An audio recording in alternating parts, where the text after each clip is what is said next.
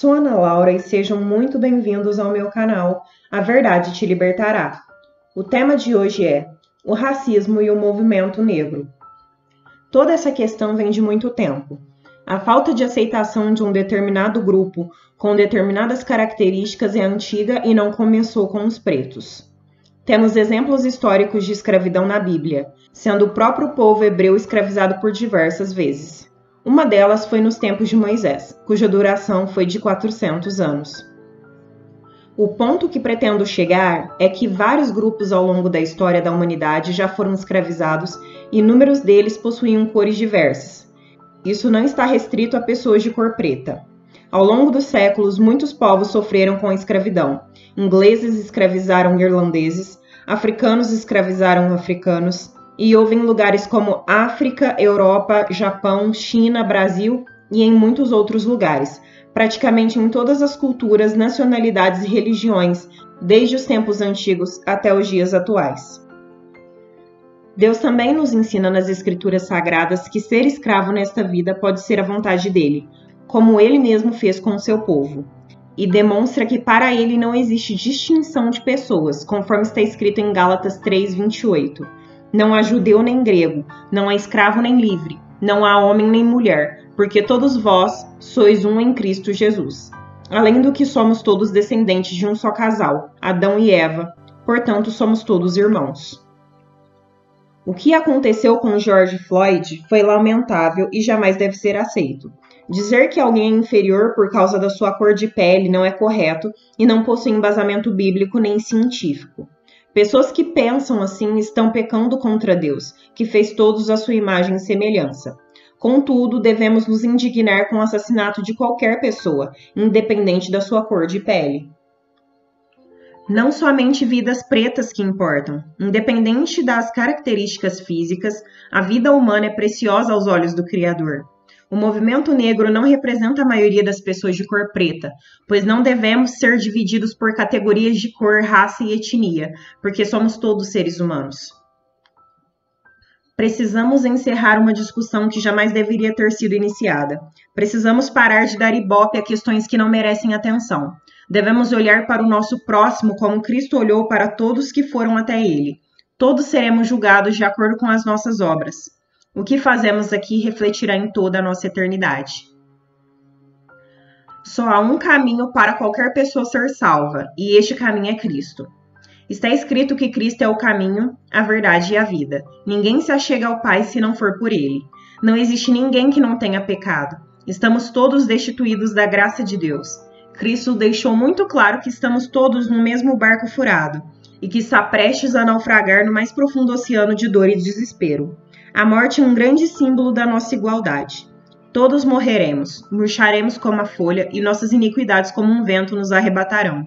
O túmulo reivindicará tudo de nós. No fim, desaparecerá nossa cor, nosso cabelo, nossas características e o que restará de nós será somente o pó. E você consegue distinguir o pó de alguém branco ou preto? Toda essa questão nos remete à necessidade de um Salvador. Cristo morreu há 2000 anos atrás e a sua morte nos trouxe vida. A única distinção válida que a Bíblia nos apresenta é entre o cristão e o ímpio. Deus separará os bodes à sua esquerda e as ovelhas à sua direita. Aqueles que não crerem no Filho unigênito de Deus será condenado à morte eterna. Não importa a sua riqueza, a cor da sua pele e dos seus olhos, o quão bom você acha que é, no fim você estará em um dos dois lados, e pela graça de Deus, você ainda está vivo para decidir hoje. Jesus morreu para que os seus pecados fossem por ele pagos. Na cruz, Deus despejou da sua ira santa sobre Jesus, para que todos os que nele crescem pudessem permanecer com Deus eternamente. Ele imputou a você sua vida perfeita, e a nossa vida cheia de pecados foi posta na conta dele. Ele quitou nossa dívida eterna com Deus e nos possibilitou possuir salvação eterna. Porém, a sua decisão por Cristo não poderá tardar, pois a morte não faz distinção nenhuma. Ela atinge a todos indistintamente e não dá aviso prévio. Todos os que não estão comigo, disse Jesus, estão contra mim, e aquele que não ajunta, espalha. Caso Cristo não seja a sua escolha, a morte eterna será o seu lar perpétuo. Você sofrerá eternamente. A metáfora que representa essa eternidade de sofrimento é um lago que arde como fogo e enxofre, lugar onde o verme nunca morre, ausência total de Deus e de sua misericórdia. Atente-se nisso. Essa é uma questão urgente. Isso que decidirá o seu futuro eterno. Se você se vê como um pecador, saiba que neste exato momento, Deus está de braços abertos para te receber. Mas haverá um dia em que eles não estarão mais, e o arrependimento será inútil, pois haverá findado o tempo da misericórdia. Escravo é aquele que atende aos seus desejos carnais e vive na prática do pecado.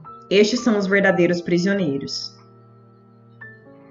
De um só fez ele todos os povos, para que povoassem toda a terra, tendo determinado os tempos anteriormente estabelecidos e os lugares exatos em que deveriam habitar. Atos dos Apóstolos 17, 26.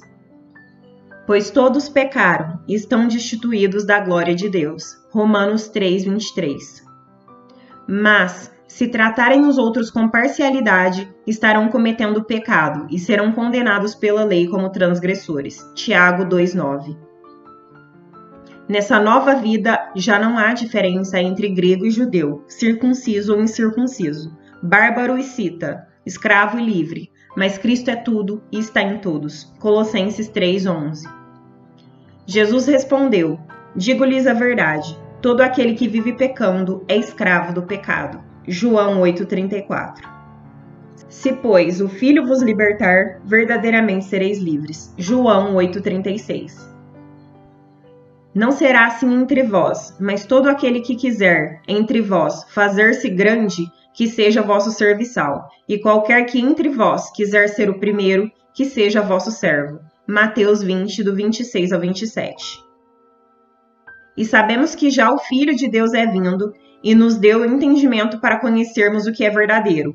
E no que é verdadeiro estamos, isto é, em seu Filho Jesus Cristo. Este é o verdadeiro Deus e a vida eterna. 1 João 5:20. Então entrou também o outro discípulo, que chegara primeiro ao sepulcro, e viu e creu, porque ainda não sabiam a Escritura, e que diz que era necessário que ressuscitasse dos mortos. João 20, do 8 ao 9. Bom, por hoje é só, pessoal. Inscrevam-se, curtam e compartilhem para ajudar no avanço do reino. Fiquem com Deus e até a próxima!